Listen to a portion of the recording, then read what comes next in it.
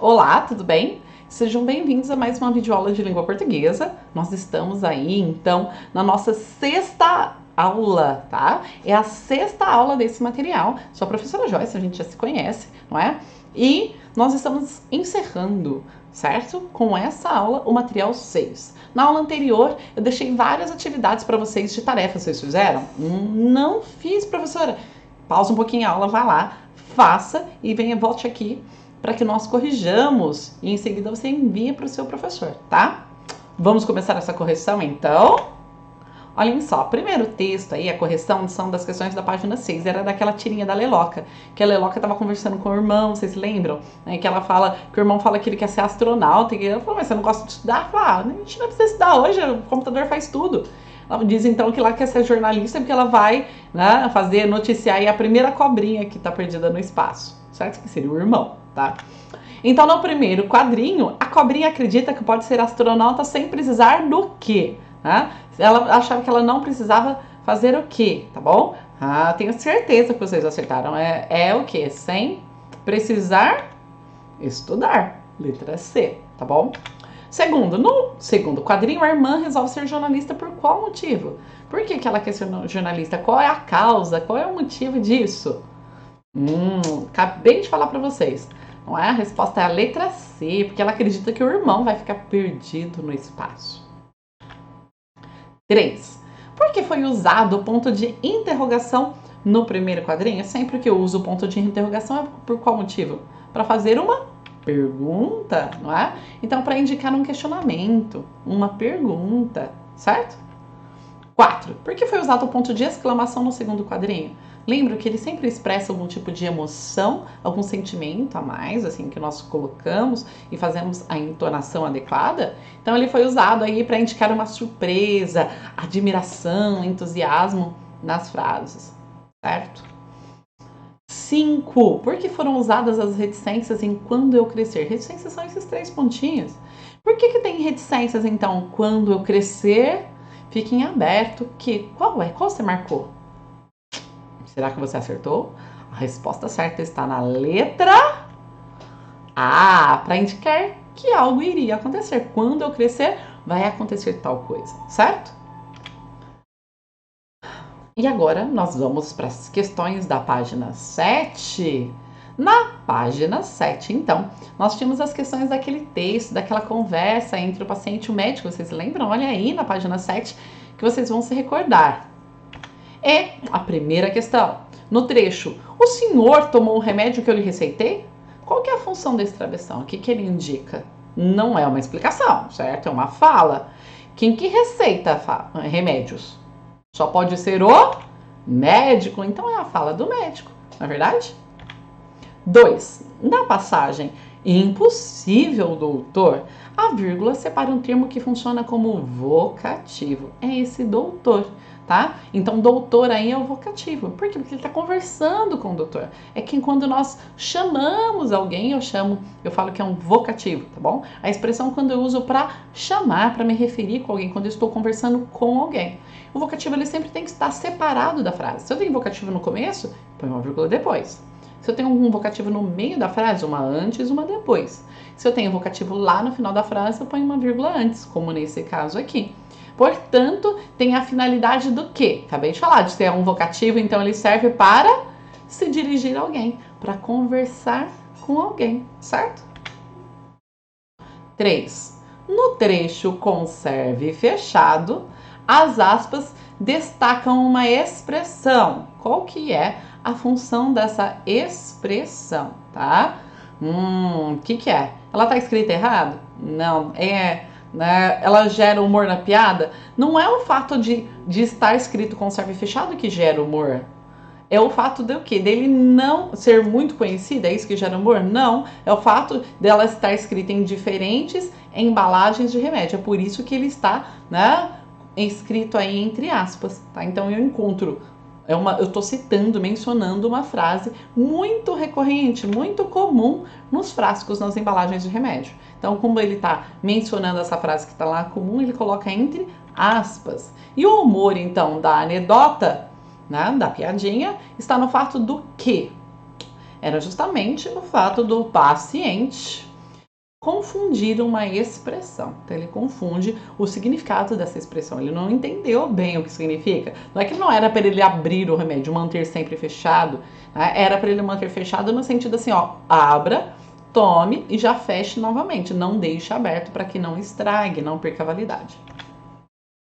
Agora, tinha aquela atividade do testamento, lá da página 7. Lembram-se dessa atividade?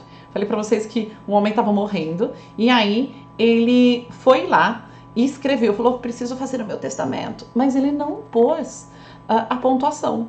E todo mundo que foi mencionado, né, no testamento apareceu exigindo os bens, dizendo que era para ele, né, que eles que tinham ganhado aí a herança. Então, a tarefa de vocês, a missão de vocês era tentar reescrever os textos de forma que, então não podia mudar nenhuma palavra, de forma com que em cada uma das passagens aí vocês pontuassem diferente e alguém diferente recebesse esses bens, tá? Tem um jeito só de fazer isso? Não, eu vou colocar 2 formas em cada um, mas mesmo assim ainda pode ter algumas variações, certo? Então vamos lá, ó. Como que eu vou deixar para a irmã, né? Deixo meus bens à minha irmã, não ao meu sobrinho. Jamais será paga a conta do alfaiate, nada dou aos pobres. Então, deixo meus bens à minha irmã. Fiz uma pausa maior colocando ponto e vírgula aí, justamente porque é a irmã que está recebendo, certo? Não o meu sobrinho. Então, não vai ser para a irmã, nesse caso. Tem outra forma de fazer? Sim, olha mais um exemplo. Deixo os meus bens à minha irmã, ponto. Não ao meu sobrinho, ponto. Jamais será paga a conta do alfaiate, ponto. Nada dou aos pobres, colocou vários pontos finais aí, também deu certo. Deixo meus bens à minha irmã, vírgula, não ao meu sobrinho, ponto. Jamais será paga a conta do alfaiate, vírgula, nada dou aos pobres, ponto. Pode ser assim também. Então, tenho várias opções, certo? Eu tenho várias opções que você poderia ter aí para escrever corretamente, deixando os bens para a irmã. Agora, e para o sobrinho? Para o sobrinho já exige aí uma certa perspicácia, tá? Por quê? Porque eu tenho que fazer uma pergunta aí. Então, deixo os meus bens à minha irmã? Não, ao meu sobrinho. Então, eu preciso desse ponto de interrogação, para que o não seja a resposta, tá bom? Então, eu preciso aqui desse ponto de interrogação. Não, vírgula, a meu sobrinho. Ou então, não, ponto de exclamação. A meu sobrinho, pode ser ponto final, ponto de exclamação. Jamais será paga a conta do alfaiate, nada dou aos pobres. O restante vai ficar igual, tá? Mais um exemplo, ó, aqui eu pus o ponto de interrogação e depois um ponto de exclamação. Né? Deixo meus bens à minha irmã? Não. A meu sobrinho, olha, o sobrinho que está recebendo. Viram? Tranquilo? Conseguiram fazer? E como seria, então, para deixar para o alfaiate? Como que precisa mudar aí o comecinho, né? O trecho que fala do alfaiate e do sobrinho, né? Para que fique lá para o alfaiate, tá bom? Então, primeira opção, deixo meus bens à minha irmã? Não. A meu sobrinho? Jamais. Então, eu preciso desse segundo ponto de interrogação. Né? A meu sobrinho? Jamais. A resposta, né? Será paga a conta do alfaiate. Pode colocar um ponto, uma vírgula, um ponto de exclamação, alguma coisa assim. Nada dou aos pobres. Mais uma opção, deixo meus bens à minha irmã? Não. Ao meu sobrinho? Jamais. Né? Será paga a conta do alfaiate? Nada dou aos pobres. Poderia ser também a meu sobrinho jamais, sem esse ponto de interrogação, também daria, tá bom? A minha irmã, não. A meu sobrinho, jamais, né? Então, também tem, mesmo sem esse ponto de interrogação, eu ainda teria esse efeito de sentido. E para os pobres? Como é que eu faço, então, para deixar para os pobres? Vamos lá? Deixo meus bens à minha irmã? Não. A meu sobrinho? Jamais. Será paga a conta do alfaiate? Nada. Dou aos pobres. Então, aqui, esse ponto de interrogação depois de alfaiate é obrigatório, tá? Eu preciso colocar. Por quê? Porque o nada vai ser a resposta da pergunta. E aí, dou aos pobres, ele tá deixando para os pobres. Mais uma opção, olha, deixo meus bens à minha irmã? Não. A meu sobrinho? Jamais. Será paga a conta do alfaiate? Nada. Então, em vez de separar aqui por vírgula, coloca um ponto de exclamação. É mais uma opção. Dou aos pobres. Viram quantas opções vocês tinham? Mas como eu falei para vocês, a grande sacada aí são esses pontos de interrogação para que as palavras que são negativas depois, elas funcionem como uma negação da pergunta anterior, tá? Então, as palavras como não, jamais, nada, seja uma resposta para negar a pergunta. E é isso que vai fazer com que mude o sentido. Conseguiram? Se não conseguiu, faça agora, né? Faça essa correção aí.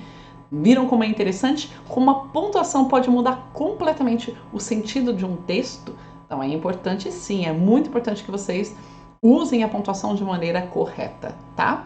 E para nós finalizarmos a nossa aula, nós vamos lá para a última parte, o hora de escrever, tudo bem? Então lá o hora de escrever. Produz um diálogo em que os sinais de pontuação, você vai usar aí um diálogo que você vai ter os sinais de pontuação conversando. Quais sinais de pontuação nós estudamos?